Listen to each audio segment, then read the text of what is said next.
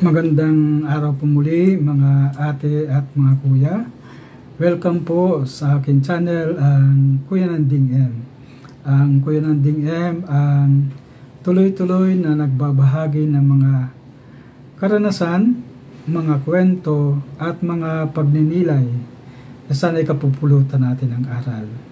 Ang ibabahagi ko naman po ngayon ay isa namang mahalagang sulat ng ating mahal na Papa, ang Pope Francis, ang apostolic letter na pinambagatang Patris Corde. Ang sulat na ito ay nakatawag pansin sa amin nung kami ay nagkaroon ng recollection sa isang retreat house at napag-usapan namin ang katanungan naming mga nagre-recollection, nasaan ang mga tatay sa simbahan. Noon pa man ay nananatiling katanungan ito sa mga nagpapastol. Kaya lang tiningnan natin ang ano talaga ang sanhi at nasaan ang mga tatay. Kaya nakatulong ang sulat na ginawa ni Pope Francis na ito upang pagnilayan at bigyan pansin ang papel ng mga kalalakihan. Una, ang isang kalagayan, nagkaroon kasi ng research sa isang komunidad dito sa amin sa Kaligtasan, sa area ng Kaligtasan. Nakita yung isang portion na maraming mga tao, lalo-lalo ng mga tatay, ay contractual workers.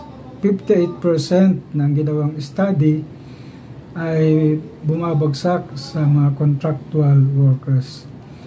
13% ang mga regular, mga provision o project-based ay 13% din, mga self-employed ay 9%, casual ay 7%. Kaya nakatulong ang sulat na ito ni Pope Francis upang kami ay magnilay. Ang ibig sabihin pala ng katagang Patris Corde with a father's love. Ibig sabihin, pagmamahal ng isang ama. Ito ay mula sa katauhan ni San Jose.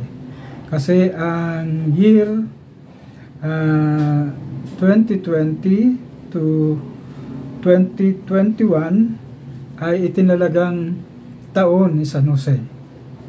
Kaya noong panahon na yon, naging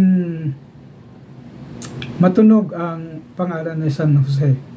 No? Ako personally, nung nag-usap kami nung katuwang kumpare, nagkaroon ako ng research tungkol kay San Jose. At nakita ko yung contribution ni San Jose sa simbahan. Makikita ang sa 4 na ebanghelyo ang kahalagahan ni Jesus bilang anak ni Jose. So makikita yan kay Mark, Luke, John at saka Matthew.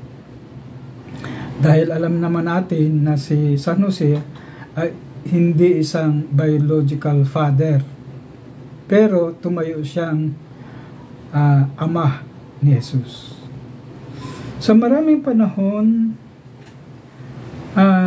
hindi rin nabanggit ang kahalagahan ni San Jose. Kaya dumating yung 150 years, si Blessed Pius IX ay siya ang nagtalaga bilang patron ng Catholic Church si San Jose. So malaki ang papel ni Blessed Pius IX. Kaya pinagnilayan ko ang papel ni San Jose sa buhay ng tao. At nabasa ko nga ang pinapahalagahan ni Pope Francis ang kahalagahan ng mga ordinaryong tao nung siya ay nagninilay sa Roma.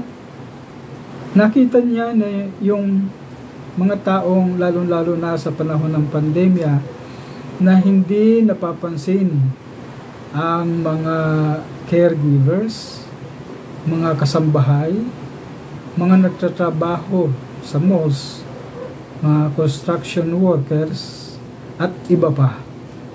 Sabi niya, itong mga ordinaryong taong ito ay wala sa pangalan, lalong-lalo na sa panahon ng pandemya, pero sila ang nakasalang sa napakahirap na gawain.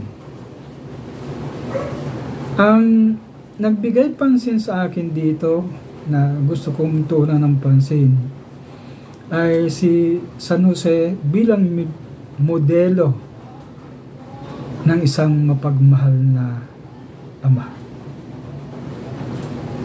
Una, kung mapapansin natin sa history, si San Jose ay tahimik pero gumagawa para sa kabutihan ng pamilya, kabutihan ni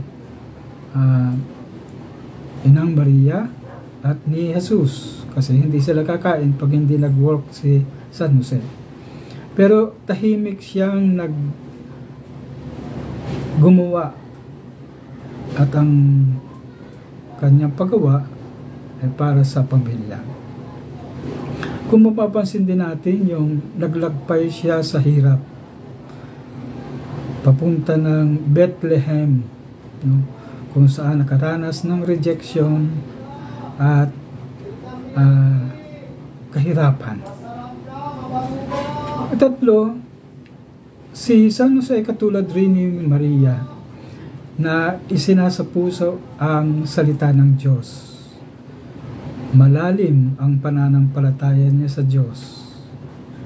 Nung tinanggap niya ang pag-aama ni Jesus, ito ay hindi ibig sabihin na mababaw, kundi isang pagpapasya na maging ama sa gawa, sa isip at sa salita. Kaya sa akin parang napakahalaga ito sa akin buhay na nanawagan sa akin personally ng call to action mula nung nagkaroon kami ng formation at organizing ng mga tatay. Nagkaroon ako ng devotion kay San Jose at lalo-lalo na sa Holy Family. Ang word na naka-touch sa akin sa kanyang panalangin, ang mga imposible ay nagiging posible. Isang mapagmahal na ama, tahimik at gumagawa ng kanyang trabaho para sa ikabubuti at kaginawahan ng pamilya. Malalim ang pananampalataya sa Diyos at may pagmamahal sa pamilya. Kaya sa akin, ito yung parang modelo ko na sana ay patuloy kong pinagninilayan, yung pagiging matulungin, tapat sa trabaho, tapat sa panalangin, at tapat sa pamilya. Kaya ako'y nagpapasalamat sa sulat na ito ng Pope Francis na Patris Corde, na isang pambuhay at sana'y matutunan din ng mga tatay ang kahalagahan ng pagmamahal sa pamilya. Ito lang po ang aking ibabahagi at maraming salamat po at God bless po sa ating lahat.